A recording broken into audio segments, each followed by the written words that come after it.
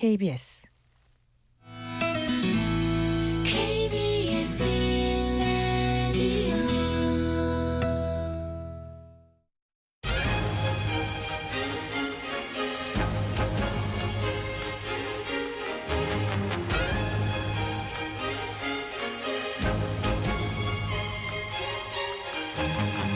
오늘 아침 일라디오. 안녕하십니까. 오늘 아침 일라디오 아나운서 임지웅입니다. 즐거운 크리스마스 이브 보내셨나요? 오늘 성탄절 이른 새벽 일터로 향하시는 분들, 이 시간 함께해 주시는 분들 모두 메리 크리스마스입니다. 시국이 좀 어수선하지만 그래도 크리스마스와 연말 연시를 맞아서 전국에서 다채로운 문화 행사들이 열리고 있습니다. 매달 마지막 수요일이 문화체육관광부 등이 지정한 문화가 있는 날인데요. 12월은 바로 오늘이 되겠죠. 이 날을 지정한 이유는 바쁜 일상을 멈추고 국민 누구나 문화생활을 통해서 재충전하고 또 삶의 질을 높이자는 취지인데요. 극장이나 공연장, 박물관, 스포츠시설 이런 전국 2천여 개 이상의 문화시설에서 할인을 해주거나 또 무료 관람 혹은 야간 개방을 해준다고 하니까 잘 찾아보시면 부담 없이 즐길 거리들이 많을 것 같습니다. 그런데 이번 달은 크리스마스와 겹치다 보니 이제 하루 미뤄서 내일 각종 할인 혜택들을 누릴 수 있다고 합니다. 인터넷에서 문화가 있는 날이라고 검색을 하시면 통합 정보 안내 사이트를 보실 수 있는데요. 방학을 맞은 아이들과 함께 크리스마스에 이어서 또 내일도 알뜰하게 문화생활 즐기시면 좋을 것 같고요. 또 차분하게 연말 보내고 싶은 분들에게도 좋은 시간 될 것 같습니다. 12월 25일 수요일 오늘 아침 일라디오 출발합니다.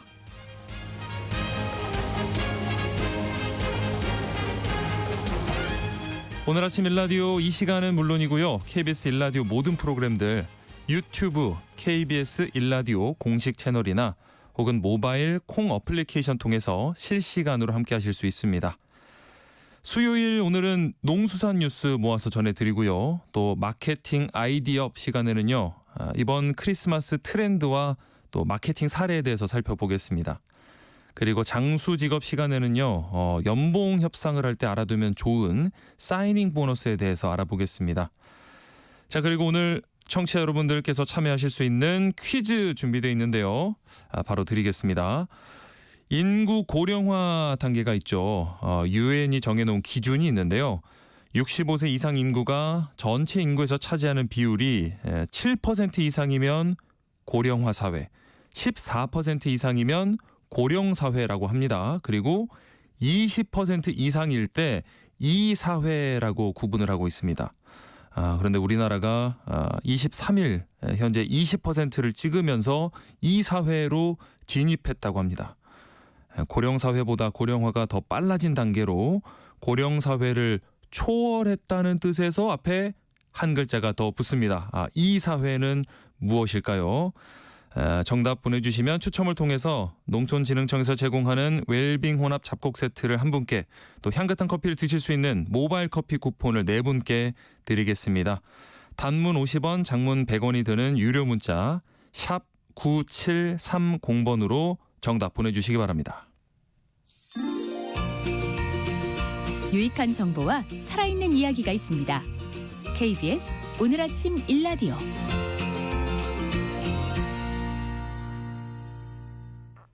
산지 농협과 농협 미국 종합 처리장들이 올해 벼 수매 가격을 결정하지 못하고 있는데요. 그러자 정부가 채찍과 당근을 빼들었다는 소식입니다. 농수산 뉴스에서 이 소식부터 살펴봅니다. 농어민신문 이진우 기자 연결돼 있습니다. 안녕하십니까? 네, 안녕하십니까? 네, 벼 수매 가격을 결정하지 못하고 있어서 정부가 당근과 채찍을 빼들었다. 지금 어떤 상황인가요? 이게 2024년산 벼 수매 가격을 결정을 해야 하는데요. 이게 네. 농협 통합 RTC, 그러니까 미국 종합 처리장을 말하는 겁니다. 네. 이런 곳을 비롯해서 지역 농협들이 연말까지 지금 고심을 거듭하고 있다, 이런 소식인데요. 네. 특히 농협중앙회가 2023년산 수준으로 수매 가격을 결정해서 만약에 손실이 나면 이걸 보전해주겠다 이런 계획을 내놨음에도 불구하고 예. 가격 결정이 이루어지지 못하고 있는 그런 상황입니다.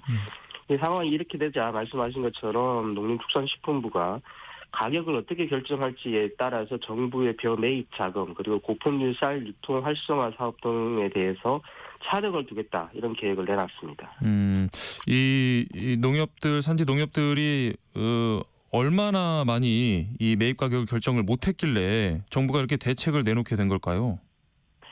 농식품부가 농협 RPC의 벼 매입 가격을 조사를 한 결과가 있는데요. 이 네. 계약 재배권을 기준으로 한 겁니다. 네. 18일 기준으로 총 131개수 중에 50개소만 2024년산 벼 매입가를 결정한 것으로 그렇게 확인이 됐다고 합니다. 그러니까 절반이 넘는 곳에서 여전히 매입가를 결정하지 못하고 있었다 이런 그러네요. 건데요. 네.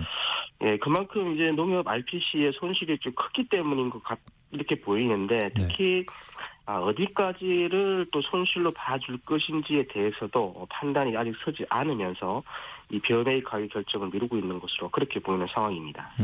그래서 이제 정부가 뭐 채찍과 당근을 주겠다는 건데 인센티브와 페널티를 주겠다는 얘기일 텐데 구체적으로 어떤 대책을 내놓고 있나요? 이 컨트롤에서 보면은 2024년산 벼 매입 가격을 지난해 같이 동결하거나 아니면은 인상한 RPC에 대해서는 2025년 정부 벼 매입 자금 이게 한 1조 3천억 원 정도 되는데요. 네. 이 정부의 벼 매입 자금을 확대 지원하고 금리를 인하하겠다 이런 계획입니다. 반대로 매입 가격을 인하한 RPC에 대해서는 매입 자금 지원 한도를 축소를 하고 또 추가 금리를 적용한다 이런 내용인데 네. 이 정부가 지원하는 벼 매입 자금은 지금도 지원 대상의 사업 성과에 따라서 한도와 금리를 차등 적용하고 있는 상황입니다. 그런데 이걸 더 강화하겠다 이렇게 보시면 될 것 같습니다. 그러면은 뭐 차등 지원은 이미 이전에도 이루어지고 있었던 거군요. 그렇습니다. 그런데 뭐 예를 하나 드리면은 네. 이번에는 벼 매입 가격을 지난해에 비해서 좀 인상한 경우에는 한 4.5점 정도를 주고 이렇게 받은 가점에 따라서 평가 등급이 만약에 한 단계 상향되면은 지난해 대비 지원 규모 한도는 늘리고 그리고 금리는 0.5%포인트 이렇게 인하해 주겠다 이런 겁니다. 네네. 또 벼 매입 자금 중에서 수확기 매입 실적에 따라 배정되는 우대 자금이라는 게 또 있는데요. 네. 이것도 원래 벼 매입 가격을 지난해 대비 동결하거나 인상한 RPC에 대해서만 배정을 하고 매입 가격을 인하한 RPC에서는 우대 자금을 차감해서 지원할 계획이라고 합니다. 정부는 이제 지원을 통해서 산지 벼 가격을 뭐 전년 수준이나 혹은 그 이상으로 이제 끌어올리겠다는 거죠.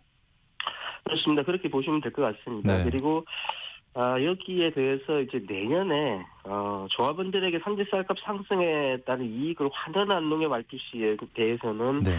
이 환원 규모에 따라서 벼 매입 자금의 지원 규모 그리고 금리에 대해 또 우대를 해주기로 이렇게 이야기를 했는데요. 네네.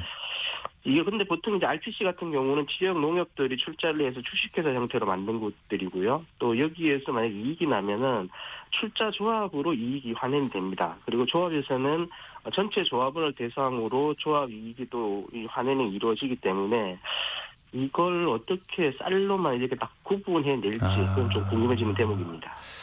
조금 더 좀 대화가 빨리 이루어져서 결정이 났으면 좋겠고요. 다음 소식 한번 살펴보겠습니다.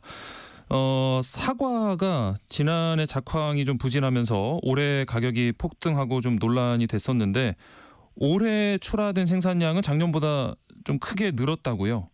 네, 그렇습니다. 23일에 통계청에서 발표한 생산량 조사 결과가 있는데요. 사과 같은 경우는 전년보다 16.6% 증가한 63만 9천 톤, 때는 2.9% 감소한 17만 8천 톤으로 집계가 됐습니다. 예. 이 고령화에 따른 폐원 등으로 인해서 성복 재배 면적이 전년 대비 1.5% 감소했음에도 불구하고 개화기에 냉해나 태풍, 우박 등의 피해가 없어서 사과는 생산 단수가 크게 늘었다고 이렇게 조사가 됐고요. 네. 배도 이제 단수는 늘었지만 성목 재배 면적이 감소하면서 앞서 말씀드린 대로 최종 2.9% 줄어든 17만 8천 톤이 생산된 것으로 이렇게 집계가 됐습니다. 그래도 사과는 이제 조금 맘 놓고 먹을 수 있을 것 같고요. 그리고 저는 사실 겨울이면 감귤 참 좋아하는데 이 열과 피해 때문에 생산량이 급감할 거란 전망이 있었습니다. 감귤 생산량은 어떤가요? 그 한국농촌경제연구원 농업관측센터에서 자료가 나왔는데요. 네. 온주 감귤 생산량이 서귀포 지역의 해거리와 열과 피해, 이것도 이런 이유로 인해서 한 8.8% 정도 이렇게 감소하면서 43만 6천 톤 정도가 될 것으로 이렇게 추정이 됐습니다. 네. 다만 이제 감귤 추가량 확대를 위해서 제주도에서 감귤 조례를 개정을 했는데요. 이 감귤 조례에 따라서 출하할 수 있는 범위가 이제 결정이 되는데, 네. 이에 따라서 실제 유통되는 감귤 양은 한 2만 톤 정도 더 늘어날 거다 이렇게 보고 있는 상황입니다. 네. 그리고 이 만감류가 출하 대기 중이라고 하는데 만감류가 뭔가요? 일단 만감류는 말 그대로 좀 늦게 나오는 감귤의 종류다 이렇게 보시면 되겠습니다. 네. 지금 그렇습니다. 지금 나오는 게 이제 노지 온주 감귤인데요. 이게 여기에 이어서 1월부터는 한라봉이나 천혜향 같은 네. 만감류 수량이 이제 늘어나게 됩니다. 따라서 감귤류의 공급은 1월 이후부터는 좀 안정될 것으로 그걸 전망이 되고 있고요. 네. 또 저장 과일로 많이 먹는 게 당간인데 이 당간 생산량은 전년 대비 한 12% 정도 늘어난 9만 5천 톤 정도 생산이 된 것으로 이렇게 추정이 되고 있습니다. 예. 여기에 대해 포도도 있고요. 그러니까 여러 종류의 국산 과일이 있으니까 하나에 좀 너무 집착하지 마시고 네. 가격에 따라서 합리적인 소비로 뭐 여러 종류의 과일을 즐겨 보시는 것도 좋지 않을까 그렇게 생각이 됩니다. 예. 작년보다는 좀 다양하게 즐겨 먹을 수 있게 됐네요. 자, 감사합니다. 농어민신문 이진우 기자였습니다. 소식 잘 들었습니다. 감사합니다.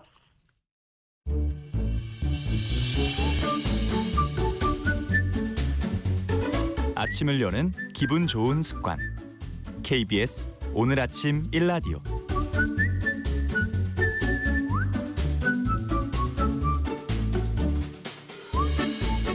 어떻게 많이 팔 것인가? 다양한 마케팅 전략을 살펴보는 마케팅 아이디어 시간입니다.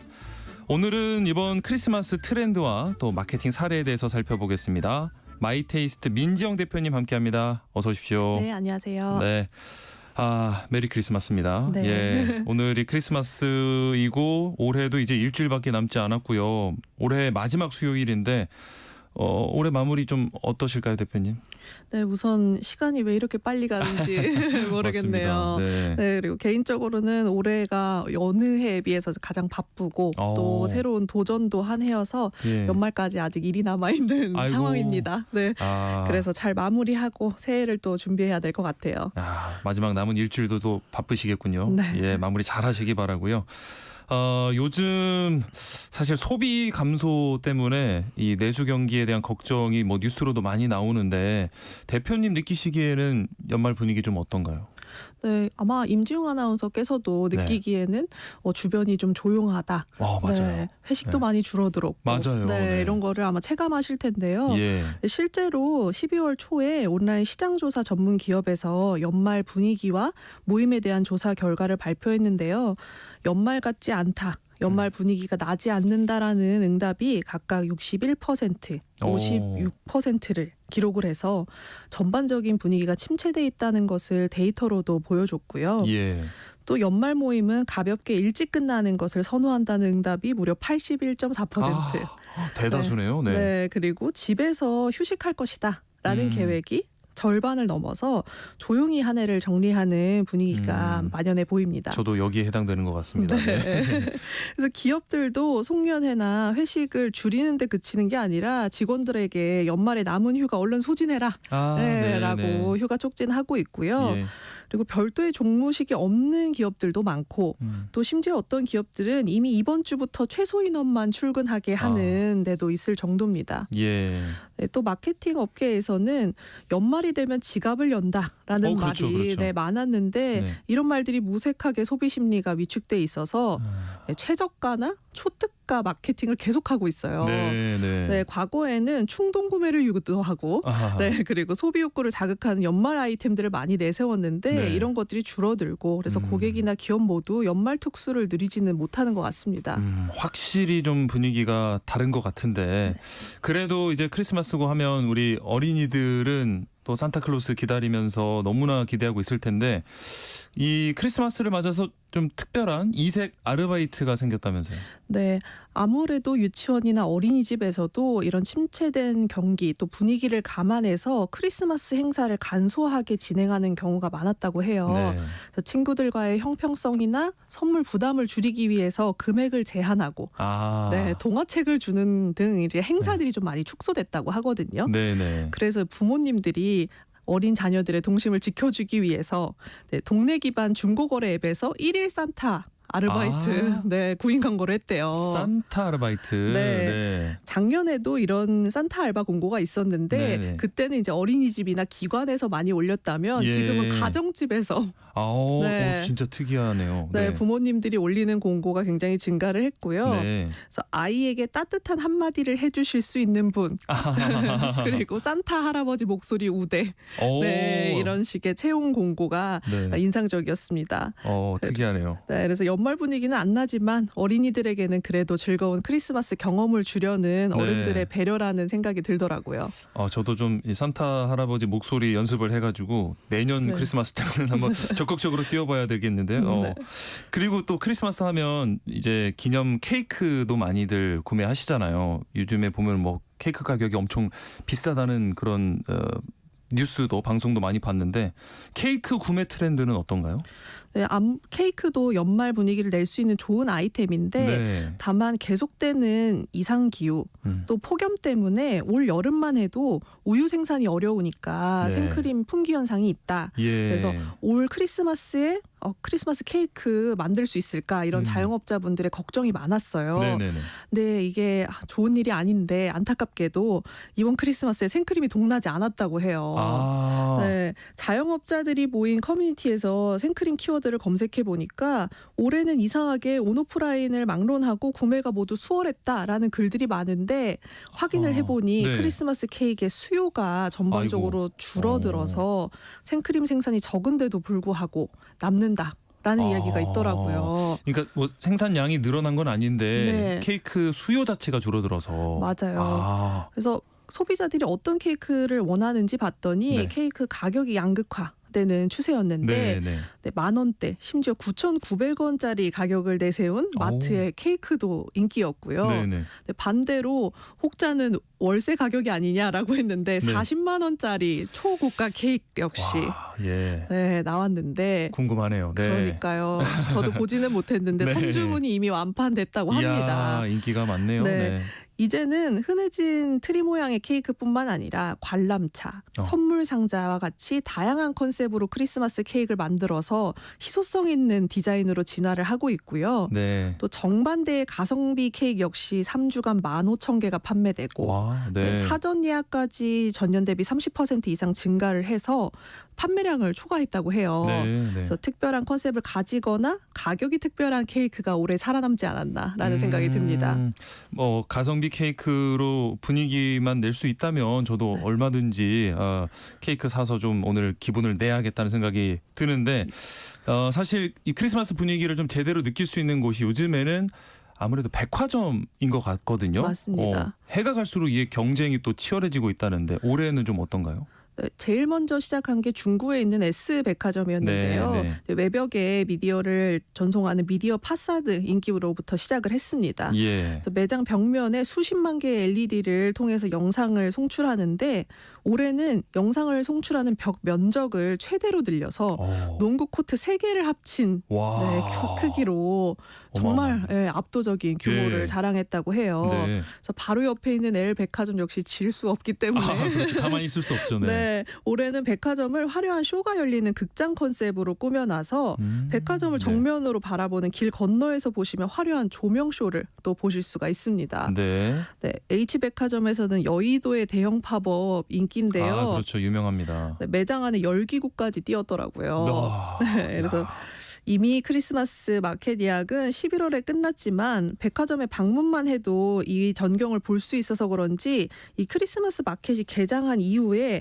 일평균 방문객이 전년 대비 45%나 증가를 했대요. 소비 감소라고 했는데 백화점은 또 많이 찾으시네요. 네, 방문객이 늘어나니까 네. 그 덕분에 그래도 조금 소비에 영향을 주지 않았나 싶습니다. 네. 그래서 이런 크리스마스 장식을 위해서 무려 2월부터 준비를 한다고 하니까 네. 이 백화점들의 사활을 건 이 크리스마스 장식 보면서 연말 분위기 조금 더 느껴보시면 좋을 것 같습니다. 아, 진짜 이제 크리스마스 끝났는데 2월이면 또 준비를 새로 시작하셔야 되니까 정말 마케팅 이 경쟁이 치열한데 한 백화점은 이 뭐 크리스마스 장식뿐만 아니라 공식 SNS 계정을 산타로 도배를 했다면서요? 어떤 마케팅을 한 거예요? 보통 우리가 백화점 공식 계정이다라고 네. 하면 마케팅 소식, 뭐 할인 네. 행사 이런 것들을 올리는 공지성 계정으로 많이 활용을 하고 있습니다. 맞아요. 네. 그리고 팔로잉 목록에는 당연히 그룹 계열사들이 포함되어 있는 굉장히 일반적인 면모를 보이는데요. 네. 한 백화점이 11월 말에 계정에 있는 게시물을 모두 삭제하고 네. 팔로잉하고 있던 계열사 계정 역시 모두 삭제하고 산타클로스로 프로필을 업데이트를 했어요. 네. 오히려 그래서 고객들이 마케팅인 줄 알았는데 진짜 해킹인가 보다라는 댓글이 예, 예. 달릴 정도로 해킹 소동으로 꾸민 거예요. 그 정도로 파격적인 네. 마케팅이네요. 맞습니다. 그래서 이후에 산타클로스가 미리 한국을 입국을 하는 포스팅부터 재밌네요. 네, 한국 전통문화 체험이라고 하면서 네컷 사진을 찍는 산타. 모습을 보여주면서 MG 산타의 모습을 또 보여줬는데요. 네. 네, 책상 위에서 소설을 읽는 모습을 찍은 사진에 자사 브랜드인 별다방과 이 백화점에 입점한 브랜드들을 태그를 하고 네, 여기에서 이제 어느 백화점인지 알 수가 있었는데 그렇죠. 네. 그리고 해킹이 아니다라는 거를 그러네요. 알 수 있었고요. 또 팔로잉 목록에는 경쟁사인 L사와 H사만 추가를 하면서 마케팅임을 드러내기 시작을 했습니다. 사실은 경쟁사의 최대 좋아요 수가 몇천 회에 불과했거든요. 네. 근데 이 S백화점은 이 산타 해킹 소동으로 10만 회의 좋아요를 받는 게시물도 만들고요. 예. 해킹 일주일 만에 팔로워가 5만이 증가해서 와. 3사 백화점 중에 최대 팔로워 수를 갖게 했습니다. 예. 그래서 고객에게 정보만 주던 모든 게시물은 시간이 지났으니까 과감하게 지워도 괜찮다. 아, 네, 제대로 된 마케팅의 고객들은 언제든지 반응한다라는 점을 알 수 있게 한 사례 같습니다. 저도 이런 관련된 그 광고 영상도 본 것 같은데 네. 굉장히 똑똑한 창의적인 마케팅이네요. 이게 해외에서도 이렇게 좀 SNS 마케팅에 산타를 활용한 네. 유명한 브랜드가 있죠. 네, 아마 산타 하면 떠오르는 색깔 당연히 빨간색일 빨간색. 거고 네. 네, 떠오르는 탄산음료라고 하면 아, 네, 이 콜라 음료. 네, 네, 떠오르실 그렇습니다. 겁니다. 그래서 산타클로스와 북극곰이 바로 이 시사의 광고 모델이기도 한데요. 네. 탄산음료는 여름에만 마신다는 고정관념 때문에 겨울에 콜라가 잘 팔리지 않아서 시사에서 처음에 산타클로스를 광고 모델로 쓰기 시작한 게 그랬군요. 네, 유래였어요. 네. 근데 경쟁 브랜드인 피사에서 네. 산타의 입맛이 바뀌었다라는 컨셉으로 네, 올해 재밌는데요. 네. 캠페인을 했어요. 그래서 산타클로스가 몰래 마트에서 피사의 파란색 콜라를 마시는 장면을 찍어서 인스타에 올리기도 하고요. 재밌습니다. 네, 빨간색 선물 보따리 안에 피사의 음료를 가득 담아서 선물로 준비하는 모습도 SNS에 올리고 있습니다. 네. 그래서 소비자들이 산타의 특정 번호로 메시지를 보내면 음료수 가격을 돌려주는 이벤트도 병행을 해서 큰 관심을 얻었는데요. 네. 사실 이 브랜드가 매년 산타와 함께하는 과감한 마케팅을 하고 있어요. 네. 그래서 시장 점유율을 따라잡기는 어려워도 소비자들에게는 재미를 주고 또 브랜드를 각인시키겠다라는 의지를 보여주는데 네. 작년 여름에는 휴가 중인 산타가 나도 휴가에는 파란 콜라 마시자라는 캠페인도 했기 때문에 내년에 산타 캠페인 기대가 됩니다. 이런 경쟁, 재밌는 경쟁이라면 얼마든지 환영을 하고요. 이제 따뜻한 연말을 위한 캠페인들 중에서 또 주목해 볼 만한 것들이 있으면 좀 소개를 해 주시죠. 네, 제가 앞서서는 연말 분위기가 많이 침체돼 있다 이런 얘기들을 해드리긴 했는데 네. 그래도 주변 이웃들에게 마음을 나누는 여러 가지 캠페인들은 계속되고 있습니다. 네.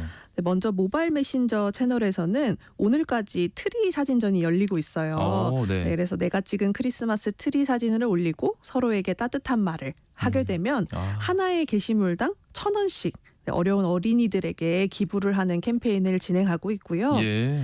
또 매년 지역별로 산타 버스도 인기입니다. 버스요. 네. 천안에 있는 버스는 20년 이상 12월이 되면 한 기사님이 사비를 들여서 버스를 꾸민다고 해요. 그래서 버스 기사님도 산타 옷을 입고 운행을 하시는데 네. 이 안에는 어려운 이웃을 돕기 위한 모금함이 있어서 아이고. 작년에 한 달 동안 했는데 3천만 원의 금액이 모였다고 하고요. 네네. 네, 이 어린이들을 위한 작은 선물까지 제공하는 버스가 있기 때문에 어른들과 어린이들이 일부러 산타 버스를 기다린다고 야, 합니다. 어디서 탈 수 있는지 저도 궁금한데. 예. 네, 또 버스 차고지를 산타 마을처럼 꾸며서 차고지의 인증 사진을 찍으러 오는 손님이 많을 정도라고 네, 하는데 네. 천안과 부산 또 제주까지 지역별로 다양한 산타 버스가 있으니까 올해 가기 전에 한번 산타 버스도 체험해 보면서 따뜻한 연말 서로 네, 맞으시면 좋을 것 같습니다. 아, 길에서 산타버스 만나면 굉장히 기분도 좋아질 것 같고요. 네, 오늘도 이런 마케팅들 소비자분들이 직접 또 체험해 보실 수 있겠네요. 그리고 우리 자영업 소상공인들께서도 아이디어 얻으셨기를 바랍니다. 마케팅 아이디어 마이테이스트 민정 대표님과 함께했습니다. 고맙습니다. 네, 감사합니다.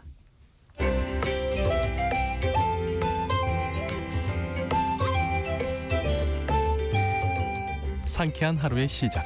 KBS 오늘 아침 일라디오.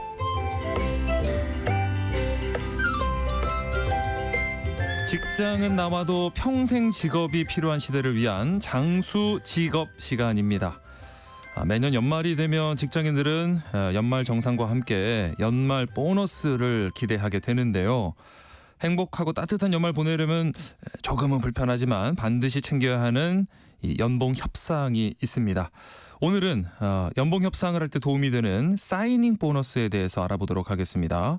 커리어 비전 최진희 대표님 나오셨습니다. 안녕하십니까? 네, 안녕하세요. 네. 뭐 보너스 듣기만 해도 정말 기분 좋아지는데 네, 그렇죠. 사이닝 보너스 조금 낯설기도 하거든요. 일반 보너스하고는 어떻게 다른 건가요? 우리가 보너스라고 하면 뭐 일반 보너스든 사이닝 보너스 등 둘 다 직원들한테 지급되는 그런 금전적 혜택이기 때문에 이 보너스라는 단어만 들어도 기분이 네. 좋아지는 것 같습니다. 예. 그런데 지급하는 시기나 목적에 따라서 조금은 차이가 있습니다. 예. 일반 보너스 같은 경우에는 주로 직원들이 성과나 회사의 성과에 기반해서 지급되는 보상의 차원입니다. 지금 같은 연말이라던가 그렇죠. 아니면 분기라던가 아니면 우리가 뭐 연말 추석 명절 보너스 뭐 이런 식으로 네네. 해서 직원들한테 한 해 동안 우수한 성과를 올렸다면 그에 대한 보상으로 이런 보너스가 지급되는 형태가 일반적이다라고 보실 수가 있는데요. 네. 사이닝 보너스 같은 경우에는 우리가 사인하다라 할 때 서명하다 이렇게 하잖아요. 사인은 네네. 서명. 그런데 사이닝 보너스라고 해서 계약에 서명할 때 주는 보너스. 보너스다라고 보시면 됩니다. 아하. 그래서 일반적인 보너스하고 다르게 채용 시점에서 우리가 채용할 때 근로계약서에 서명을 하잖아요. 예. 그러다 보니까 그때 사인하니까 사이닝 보너스다 이렇게 표현을 하고요. 네. 신입사원 채용 때도 필요하지만 우리가 이직을 할 때도 내가 이 기존에 다니던 회사에서 다른 회사로 이직할 때 이 회사로 가고는 싶은데 내가 기존 직장에서 받았던 연봉하고는 차이가 너무 큰 거예요. 그렇죠. 그러면 이게 마음에 갈등이 생기잖아요. 네네. 그러면 기업 입장에서 이 사람을 붙잡고 싶은 거예요. 그래요. 그럼 일단 차이 나는 것 그보다 더 줄게 사이닝 보너스 계약해라. 여기다 이제 조항을 달아서 네. 이 조건으로 해라. 그리고 그 다음 연도에는 또 추가적으로 우리가 연봉 협상할 때 더 올려줄게. 우선은 이걸로 계약하자. 이렇게 해서 좀 설득을 많이 하는 편입니다. 예. 그래서 경력직뿐만 아니라 신규 졸업자들 측면에서 이렇게 우수한 인재를 데려오기 위해서는 이런 사이닝 보너스를 잘 활용하고 있고요. 네. 다만 이 사이닝 보너스는 일회성에 불과하다는 거예요. 그렇겠죠. 네, 채용하고 네. 계약 시점에서 한다라는 그 차이가 조금 있습니다. 예. 구직자들이 이제 임금 협상을 할 때 특히 이렇게 사이닝 보너스를 신경 써야 하는 이유는 그러면 뭘까요? 우리가 새로 합류하는 직원들한테 일회성 인센티브 개념으로 주는 게 사이닝 보너스입니다. 네. 그러다 보니까 이 사이닝 보너스 같은 경우는 내가 이걸 잘 알아놓으면 임금 협상에서 구직자 같은 경우는 훨씬 더 많은 연봉을 받으실 수가 있고 네. 업체 입장에서는 좋은 인재를 데려올 수 있기 때문에 우리가 4인용 보너스에 대해서도 좀 미리 잘 알아두시면 좋을 것 같습니다. 네. 최근 개발자를 채용한 기업이 있는데요. 이 4인용 보너스가 연봉의 약 20%에 달하는 사례도 있습니다. 예. 만약에 내가 연봉 5천이다 그러면 4인용 보너스가 1,000만 원 1,000만 원. 정도는 될 받고 경우도 시작하는 거군요. 네네네. 예. 그리고 저도 최근에 이제 봤을 때 보통 500 정도, 500에서 1,000만 원 정도는 4인용 보너스로 많이 주고 있기 때문에 네. 이거를 좀 잘 알아두시면 우리가 연말 보너스 이전에 예. 더 미리 좀 받으실 수가 있습니다. 네. 그리고 이런 샤이닝 보너스 같은 경우에는 우리가 신입사원의 경우에는 이 샤이닝 보너스를 통해서 새로운 환경에 적응하기 위해서 조금 경제적인 안정성을 가져갈 수 있기 때문에 네네.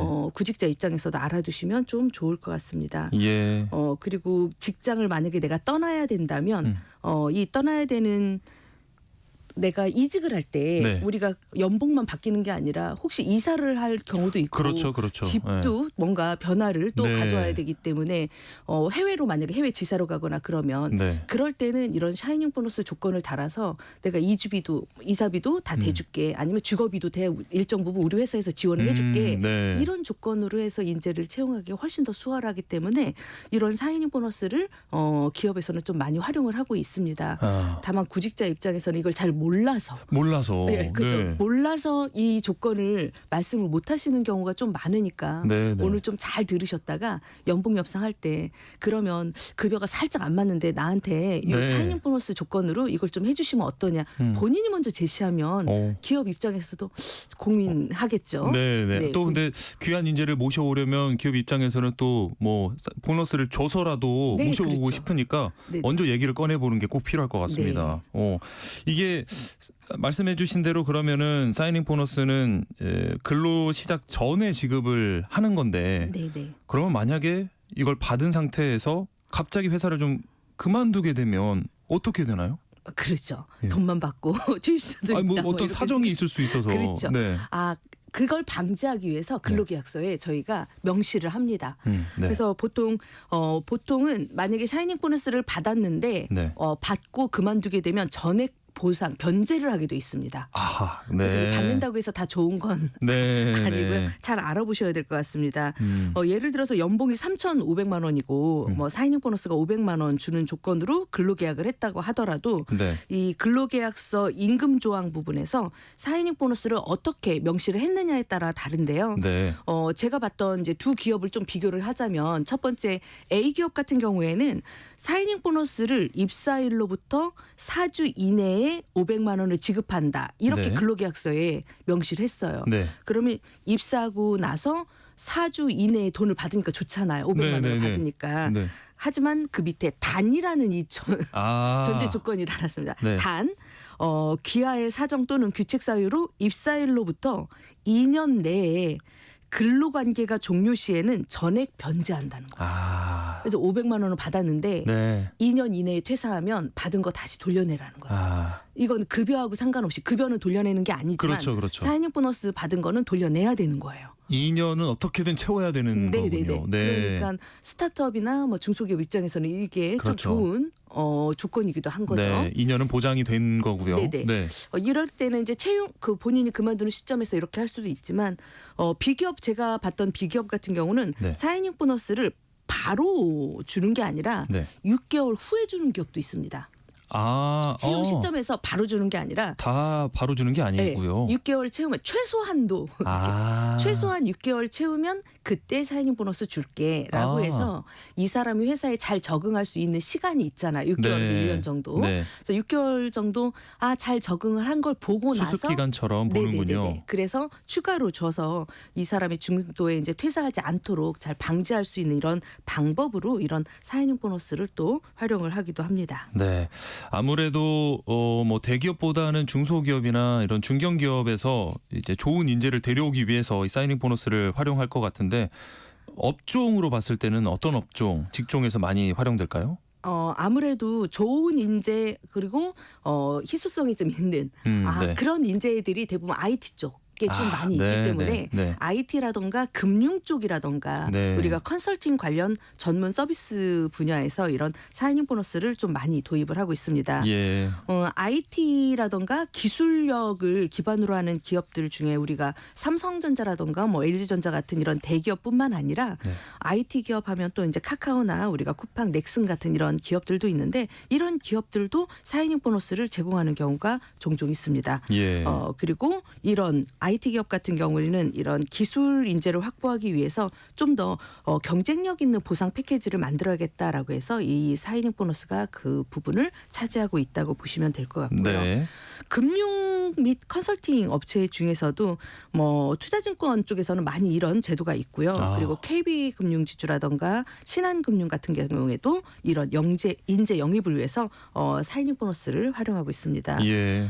글로벌 기업 중에 우리가 알고 있는 뭐 구글이나 네. 이런 마이크로소프트사나 이런 데는 본사가 해외잖아요. 네. 그런데 한국 지사에서 근무를 해야 되니까 그때는 뭔가 한국에 있는 우리 구직자를 채용할 수도 있지만 네. 본사에서 파견도 하거든요. 네네네네. 그럴 때는 파견하는 직원들한테 이런 사이닝 사이닝 보너스로 보너스를. 설득을 시키려고 아하. 좀 하고 있고요. 예. 최근에 우리나라 기업 같은 경우에는 이제 배달의 민족 네. 배달의 민족을 운영하는 우아한 형제에서 네. 2022년도에 주 32시간, 32시간 근무제를 도입을 했고요. 오. 너무 좋죠. 네. 30 32시간. 네, 예. 좋은 인재를 확보하려고 네. 이런 근무제를 도입하기도 했고 성과 차원에서 이제 보상 정책을 새롭게 한 게 이 사이닝 보너스인데 정규직 입사자들한테 근속 2년을 조건으로 이제 2년을 버티면 네. 기본 연봉의 20%를 아. 사이닝 보너스로 지급을 해줄게 이렇게 한 거예요. 아. 그래서 보통 이런 기술자들이 최소 5천에서 1억 정도를 받으실 수 있는데 네. 1억에 사이닝 보너스를 2년 후에는 2천만 원을 또 별도로 보상을 받을 수 있으니까. 더해서. 네네네 이런 조건을 달아서 인재를 또 채용을 하기도 했습니다. 야, 그러니까 이게 진짜 말 그대로 보너스인데 모르면 못 받는 거잖아요. 네네. 아까 말씀하신 대로. 그러면 사이닝 보너스를 요청하려면 어떤 것들을 좀 미리 살펴보면 좋을까요?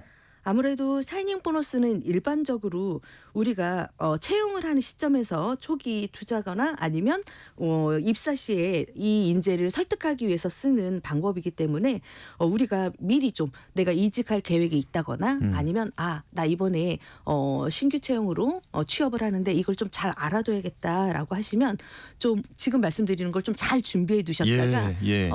연봉 협상할 때 잘 활용을 좀 해보시면 좋을 것 같습니다. 네. 가장 먼저 중요한 건 시장 조사하는 게 중요합니다. 특히 이제 정보 면에서 우리가 다른 기업들은 같은 업종에 동종 업종에 구직자들은 연봉이 어느 정도 되는지를 미리 알아보시면 좋은데 요즘은 웹사이트라던가 커뮤니티를 통해서 대략적으로 임금이 어느 정도 받는지를 물어보고 이제 답변을 들으실 수 있으니까 네네네. 사전에 이런 거를 정보를 알아두시면 좋을 것 같습니다. 예. 그리고 기술이나 뭐 우리가 금융 리포트를 활용을 해서 지금 업종이 어떻게 돌아가고 있구나라는 거를 좀 파악해 두시면 본인이 업계에서 내가 어느 정도의 수준인지 그렇죠. 내가 어느 정도 대우를 받아도 되는지 요거를 좀 감을 잡을 수 있으니까 일단 첫 번째는 시장 조사하는 게 중요하고요. 네. 두 번째는 본인의 가치를 좀 증명하셔야 됩니다. 가치를 증명해요. 네. 꼭 사이닝 보너스가 아니더라도 연봉 협상할 때 이 사람이 기존에 했던 업무에서 어느 정도의 성과를 냈느냐에 따라서 저희가 연봉 협상이 이게 확 달라지거든요. 예. 그렇기 때문에 내가 기존에 업무를 했을 때 이 업무에서 어떤 성과를 냈고 내가 회사를 옮긴다면 너네 회사에서 내가 이런 사업을 이런 프로젝트를 할 수가 있어. 그래서 네. 이런 성과를 너네한테 줄 수 있어. 네. 이런 얘기를 해주면 아무래도 이 사람 우리 회사 도움 되겠는데 뭐 이런 생각이 되니까 사이닝 보너스 줘야 될 것 같고 꼭 네. 잡아야 되니까 그렇게 설득 면에서는 아주 좋으니까 네. 꼭 본인의 가치를 증명할 수 있는 수치로 특히 성과로 준비를 해두시면 좋을 것 같습니다. 네.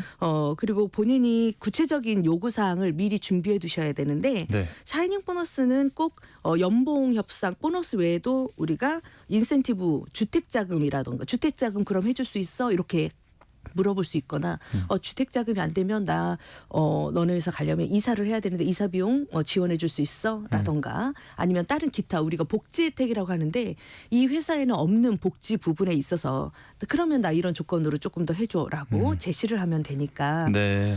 지금 듣는 청취자분들도 그냥 연봉 협상할 때 뽑아만 주시면 열심히 하겠습니다 이렇게 하는 것보다는 네. 내가 이 정도 적극적으로. 실력을 갖고 있는데 네. 내가 증명이 안 되면 4인용 보너스 조건을 달아서 내가 이 정도의 6개월 후에 이 정도의 내가 성과를 내면 나한테 이 4인용 보너스 조건으로 얼마를 줘. 이렇게 하면 더 자신 있어 보이거든요. 사실. 그렇죠. 네. 더 그래서 매력적으로 보일 것 같아요. 이런 조건들을 좀 잘 알아두셨다가 협상 범위에 좀 넣어두시면 더 좋을 것 같습니다. 네, 연말 연봉 협상 앞두신 분들 도움이 되셨으면 좋겠습니다. 사이닝 보너스에 대해서 알아봤습니다. 장수직업 커리어비전 최진희 대표님과 함께했습니다. 고맙습니다. 네, 감사합니다. 네. 오늘 퀴즈 정답 초고령 사회였습니다. 많은 분들이 정답을 보내주셨는데요. 6624님 68세라고 하셨는데 노인이란 생각 저는 전혀 안 듭니다. 맞습니다. 네, 많은 분들이 정답 맞춰주셨고요. 상품 받으실 분들 홈페이지에 게시해 놓겠습니다. 저는 지금까지 진행의 아나운서 임지웅이었습니다. 여러분 내일 뵙겠습니다. 고맙습니다. 처럼 여행 떠